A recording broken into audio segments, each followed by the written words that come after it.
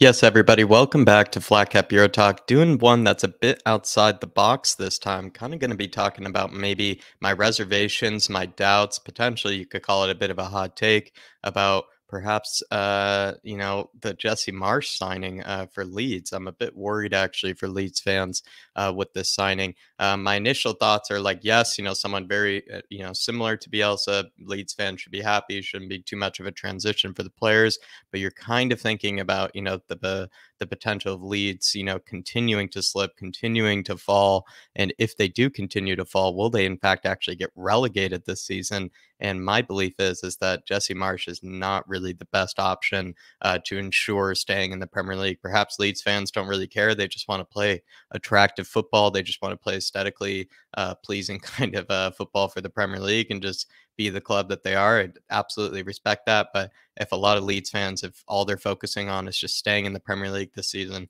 not exactly sure. Maybe Jesse Marsh is the perfect choice, but let's break it down, everybody. Jesse Marsh here. Going to do a quick kind of pros and cons list. It's not meant to be too long of a video, just kind of, breaking down everybody what I feel like he can do for Leeds and what maybe people should be aware of that he could perhaps do wrong at Leeds. But let's start with the pros. I would say the pros are absolutely lots of goals. The guy is part of that RB Leipzig academy of coaches like Marco Rosa, Adi Hütter, Ralph Hasenhüttl, plenty of others. I think Oliver Glasner as well, that all have, been known for scoring lots of goals, known for very high pressing, very vertical sort of football, very direct sort of football. And I think that it always has resulted in lots of goals, even during his Leipzig campaign this season, despite how uh, pretty much awful it was. They still scored quite a few goals, I'll be honest, especially in the Champions League. We saw that. So do expect, Leeds to continue to be quite dangerous going forward. Attractive football, again, like this kind of blends into the lots of goals, but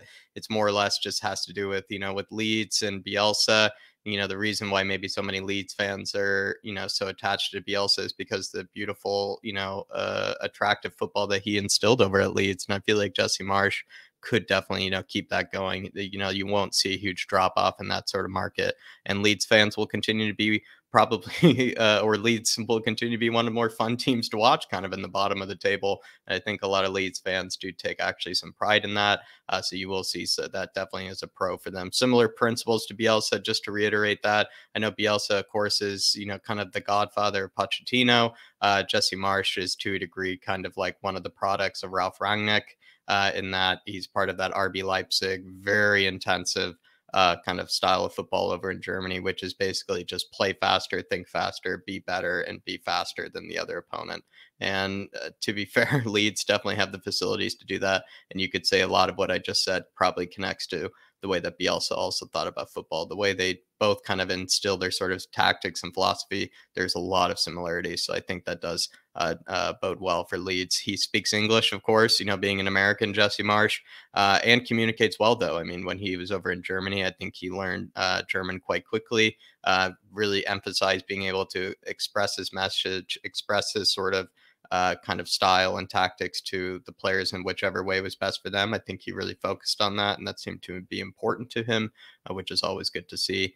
So that's definitely a good pro as well that must be mentioned. And then he uses pace well, like his history. I think he did use Erling Haaland at one stage, used Patson Daka, Wang Hee-chan from Wolves now, who's over at Wolves now. You could also look at even at Leipzig, he was able to, be very, very like attractive, fast, in behind sort of football without really having the paciest of players over at Leipzig this season. I think he's actually, very, very adept at using pacey players. So, and Leeds certainly have a lot of that with Dan James and as well as Rafinha, Rodrigo, Gelhardt, a few others as well as Harrison. So they should be definitely, he should be actually quite happy with the amount of pace he has at his disposal. Cons are he will not fix the defense. He's had, I think ever since he's been a professional manager, at least in the European game, he's never been able to really keep, a strong defense. It's always very leaky. It's kind of like a Bayern right now, to a degree with Nagelsmann. It's just kind of outscore the opposition. But in the Premier League, I think that will then, result in some pretty tough defeats. And You could say that, Jesse Marsh is either going to have to adapt quick to learn how to, instill defensive sort of structure and organization, or he's just going to have to find a way to do what Bielsa did in the beginning of the season, or in the beginning of his first season in the Premier League, which is just outscore the team. Will he be able to do that? I'm not so sure. He might not make instant impact and fixes compared to other managers. That's what I'm a bit worried about. He's new to the Premier League, not familiar with the Premier League, not familiar with this caliber of players. He, of course, was used in the MLS at one stage, but recently he just came from using Leipzig, quality players, and believe me, that team, if you really look at its ranks, he had a lot of unbelievable world class players. You would say even at his disposal. And so my issue is, can he make that instant impact? Can he make those instant fixes? I'm not exactly sure, especially with the lack of experience in the Premier League as well. He struggled to earn respect over at Leipzig. It's just a known fact. Apparently, at one stage, even towards the end, there were rumors that the players did not even feel stimulated or intrigued by the sort of tactics and philosophy he was bringing in. In fact, they thought that, coming after Nagelsmann, in fact, he seemed to be nowhere near as, clever or as, a genius when it came to, philosophy and style. And so a lot of the Leipzig players actually were quite underwhelmed or unimpressed by what he was, trying to teach over his time there, which kind of led to his sacking and a lot of the, not a lot of the approval from some of the players while he was there, which is quite sad to say. I think it's quite immature of some of them, but it's just a known fact. So he did struggle to earn respect. He'd never played at a European level. He played in the MLS his entire life. I believe he had a decent career in the MLS. He's, of course, had an unbelievable career coaching, especially for being so young. But I think that must be said is that sometimes, that there could be a barrier, with that, perhaps, and the fact that he's never played in the Premier League and has also never played at a European level at any stage. Wasn't exactly, an unbelievable player by any means. Certainly played at a professional level, but not a professional level in any means in Europe. So perhaps that could, be a con. Maybe it isn't. Maybe that's being harsh, but perhaps it could be a con.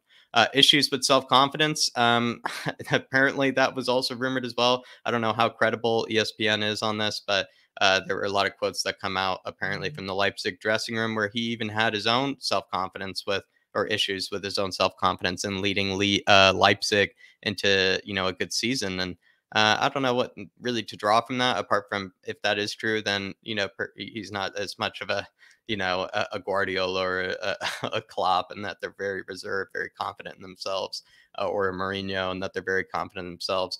If I guess if he was doubting himself at any stage, that is maybe a slight worry. That is a slight worry, I must add. But if it isn't true, then I hope it isn't. But if it has any substance to it, you probably would say that maybe needs to be a con, especially at the stage in which he's coming into the Premier League, latter end of the season, trying to keep them up. I don't know. Could be difficult. Could be difficult.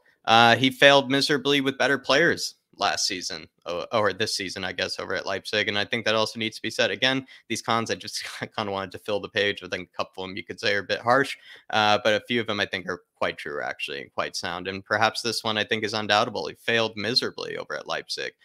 He had one of the better windows, I think, in the entire Bundesliga. Perhaps, I think I even rated their window as the best of all Bundesliga teams after the summer.